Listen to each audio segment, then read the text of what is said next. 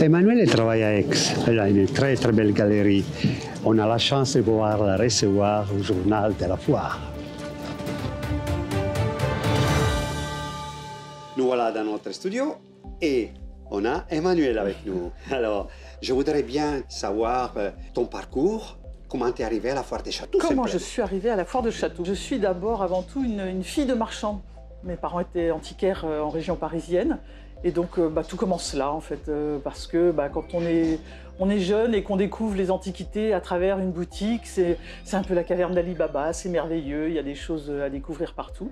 Et très vite, on apprend à aimer les objets, à aimer les tableaux, à aimer les dessins, et on se passionne pour des choses et d'autres. Et puis ensuite, on se dit, finalement, je vais faire autre chose, parce que voilà, c'est trop simple de faire la même chose que ce qu'ont fait les gens de ta famille ou des parents. Et donc, je me suis orientée vers des études scientifiques tout à fait différentes. Et la vie étant, il y a un moment où on y revient parce qu'il y a un atavisme et qu'on se dit, finalement, c'est un beau métier, je le ferai bien à ma manière aussi. Et donc, j'ai commencé ce nouveau métier en me réorientant et en faisant aussi un cursus parallèle parce que je me disais, c'est quand même bien d'avoir un vrai bagage d'histoire de l'art. Et donc, en poursuivant des cours, en suivant les cours de l'école du Louvre avec des gens qui sont extraordinaires, qui apprennent des choses magnifiques, et on voudrait continuer tout le temps d'ailleurs, parce qu'il y a vraiment pléthore de gens très très pointus dans ce parcours d'histoire de l'art à l'école du Louvre. Et enfin, je me suis installée donc, en tant que galériste, parce que j'aime beaucoup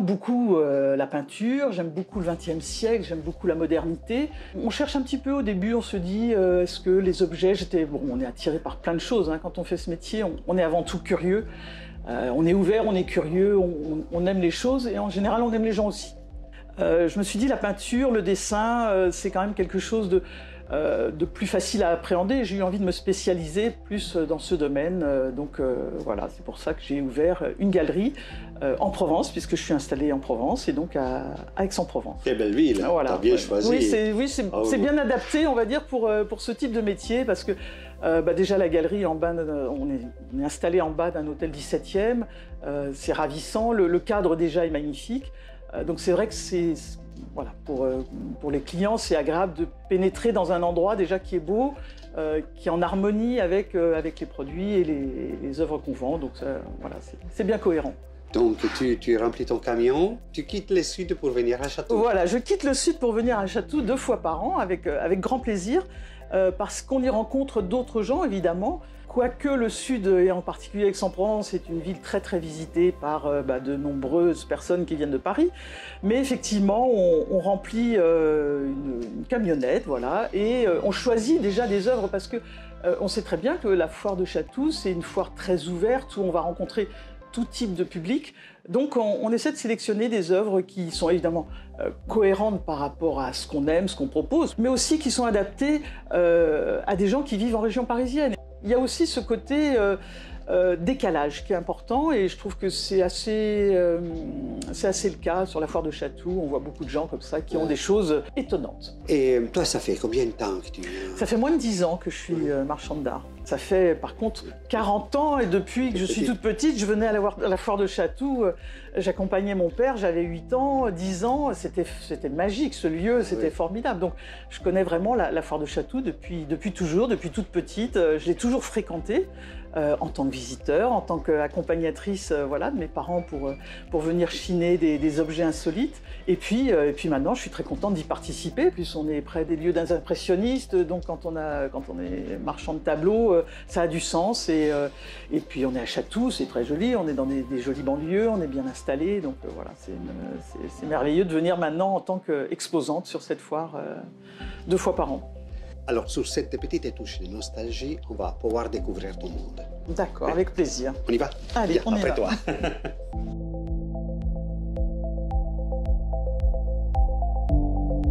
Effectivement, tu mélanges... Je mélange des céramiques et des tableaux. Donc, avant tout des tableaux, puisque voilà, la galerie, je suis marchande de tableaux, donc j'ai un aperçu de ce qui est proposé, de la période aussi, puisqu'on voit tout de suite qu'on est dans l'art moderne, avec notamment Auguste Chabot, par exemple, qui est quand même un des grands maîtres de l'art moderne, et en mixant des tableaux figuratifs et des abstractions, comme ici avec le travail d'Albert Coste, qui est un artiste marseillais, mais qui a été important à Aix-en-Provence, puisqu'il a été enseignant aux Beaux-Arts d'Aix-en-Provence pendant une vingtaine d'années. Donc c'est vraiment... Alors c'est des artistes qu'on découvre, qu'on aime, qu'on achète avec passion. Et puis ensuite, il faut quand même que nos clients adhèrent, qu'ils nous suivent. Et on se rend compte que finalement, les clients viennent pour nos tableaux et viennent aussi parce que la sélection qu'on propose, ils l'apprécient. Ils savent que chez nous, ils vont trouver des choses qui leur plaisent. Il y a beaucoup de gens qui reviennent en fait. D'où l'intérêt de faire souvent la foire, toujours au même endroit, avec une espèce de régularité, comment dire, une persévérance, parce que parfois il pleut, parfois il fait moins, voilà, les conditions sont moins bonnes. Pour autant, voilà. Grâce à tes recherches, tu arrives à combler des collectionneurs. Oui, absolument. Et à faire découvrir aussi, parce que c'est quand même un métier de découverte. On découvre nous-mêmes des artistes, donc après on a un plaisir immense à les faire découvrir. C'est le propre, enfin c'est vraiment même l'intérêt du métier. Et puis il y a des gens qu'on ne connaît pas du tout. Moi par exemple, j'ai découvert cet artiste. Il m'était totalement inconnu. Il s'appelle Raphaël Arnal, il est né en 1906. Je l'ai découvert à travers une jeune femme qui est venue me proposer l'atelier complet de son grand-père. C'était pas comme ça évidemment, c'était dans une cave, c'était poussiéreux, c'était pas en bon état. Voilà, exactement. Donc moi j'aime beaucoup la période fauve, évidemment, l'art moderne, il y a le fauvisme, le cubisme, voilà, c'est les courants principaux quand même de l'art moderne. Et donc quand j'ai découvert cet artiste, j'ai regardé un peu ce qu'elle proposait, il y avait des dessins, il y avait des encres, il y avait des huiles sur bois, il y avait un peu de tout, des choses très très réussies, d'autres moins heureuses comme toujours chez les artistes. Et donc on s'est mis d'accord et cette jeune femme avait à cœur, elle n'avait jamais connu son grand-père, mais elle avait à cœur que l'œuvre de son grand-père persiste, devienne quelque chose. Il avait fait une vingtaine d'expositions à travers la France notamment et quelques pays européens, mais il était peu connu et elle voulait que tout ce patrimoine soit pris en main par quelqu'un. Ça fait partie de notre métier, donc on découvre des artistes comme ça. On passe beaucoup de temps et d'énergie parce que quand c'est stocké dans une cave pendant 40 ans, bien évidemment, il y a un peu de travail de restauration à faire. Donc les œuvres passent chez un restaurateur, après quoi on les sélectionne, on essaie de trouver celles qui vont être les plus attractives, on les fait encadrer aussi. Et enfin, on fait des expositions. Donc j'ai eu 2 expositions à Aix-en-Provence, à la galerie, sur cet artiste. Et au début, on se dit, bon, est-ce que ça va marcher? Est-ce qu'il va plaire? Est-ce que les gens vont nous suivre? Et voilà, on a la récompense quand effectivement on se dit il nous en reste plus beaucoup et c'est un artiste qui effectivement est fauve à certaines périodes. Il est à une autre période, là on est dans les années 30, il est très différent, il est presque surréaliste. Hein, il fait un travail à l'encre très précis, il raffine les signatures, voilà, tout est très, très étudié, la petite signature. On dirait pas les mêmes artistes. Voilà, exactement. Ça, c'est son travail des années 30. Et là, parce que c'est un artiste qui est originaire de la région de Montpellier, qui a fait les Beaux-Arts à Montpellier, et qui ensuite s'est installé 15 ans à Marseille. Donc là-bas, on est à Marseille. On remarque tout de suite son style. On voit son style. Là, on est à Marseille, dans le quartier du Jarret, qui est un quartier aujourd'hui très urbanisé. C'est intéressant de voir qu'on est en 1947, il y a encore la petite rivière qui coule. C'est son atelier, c'est le lieu où il travaille tous les jours. Et puis ensuite, il va partir à Vence. Pour des raisons de santé, il s'installe à Vence. Et après les années 50, on aura ces paysages beaucoup plus colorés, beaucoup plus fauves, qui sont caractéristiques de la période de Vence, avec toujours un soleil rouge qui est un peu sa signature dans nombreuses toiles qu'il a réalisées. C'est magnifique, vraiment quel voyage tu nous fais faire. Et alors, des céramistes quand même. Voilà, alors des céramistes, qu'on reconnaît tout de suite, parce que même si on ne regarde pas en dessous, on voit bien déjà par la qualité du travail qu'il s'agit de Jean Lurçat, artiste un peu emblématique de la galerie, que j'affectionne tout particulièrement, autant pour sa peinture. Jean Lurçat peint dans les années 20 des toiles surréalistes absolument magnifiques qui sont assez peu connues. Ensuite, il va être mondialement connu pour la tapisserie puisqu'il va réaliser des centaines de tapisseries et grâce à lui, les ateliers d'Aubusson vont naître et surtout ne pas fermer.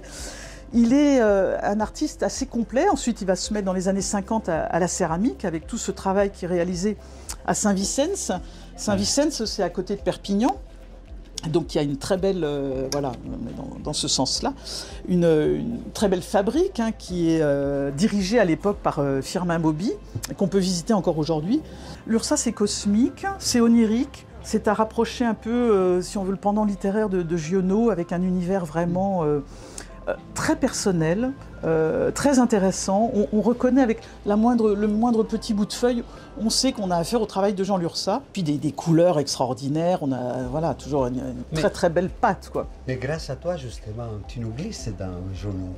Ah oui, oui, oui. Avec toutes tes images. Voilà, avec cet univers. Oui, vraiment, il ne manque plus que son écriture. Voilà, et ben, on peut la retrouver justement, c'est intéressant ce que tu dis, parce que si on visite le musée de Graveson, où est né Auguste Chabot, donc c'est à côté d'Avignon, à une quinzaine de kilomètres, très beau musée dans un tout petit village, mais voilà, une pépite dans un petit village. Donc c'est là où il a vécu, là où il y avait sa famille, là où il y avait le Man Martin où il était. Et sur les très grandes toiles de Chabot qui sont présentées, en parallèle, il y a des textes de Giono.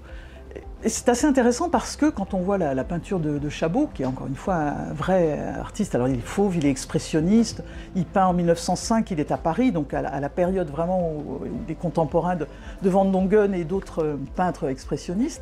Et quand on visite ce musée avec les textes de Giono, on se rend compte que voilà, il nous montre une Provence dure, la Provence réelle, la Provence du froid l'hiver, la Provence du vent, la Provence du très chaud l'été. Et il le montre très bien dans ses toiles qui sont toujours très fortes, très puissantes, avec une personnalité là aussi particulière. Voilà. On rencontre, quand on est marchand d'art, on rencontre des artistes. Même si on ne les rencontre pas physiquement, on rencontre des artistes. Chabot, c'est un artiste qu'on aurait aimé croiser, aimé rencontrer. Jean Lurçat, on aurait adoré parler avec lui. Voilà. Aussi, Charles Camoin, qui est un artiste marseillais. Voilà, on est vraiment dans les artistes qu'on préfère, avec une prédilection, c'est vrai, pour les deux grands courants du XXe siècle que sont le cubisme et le fauvisme. Bon, on n'a pas toujours la chance de trouver des grands tableaux, alors parfois on a des dessins de Derain, on essaye d'avoir aussi toute la palette de ce qu'ils ont fait dans leur travail, mais c'est difficile, il faut trouver, il faut chercher, il faut aller dans les foires pour ça, il faut faire un grand travail de recherche, mais c'est aussi ce travail qui est passionnant, quoi, et enrichissant.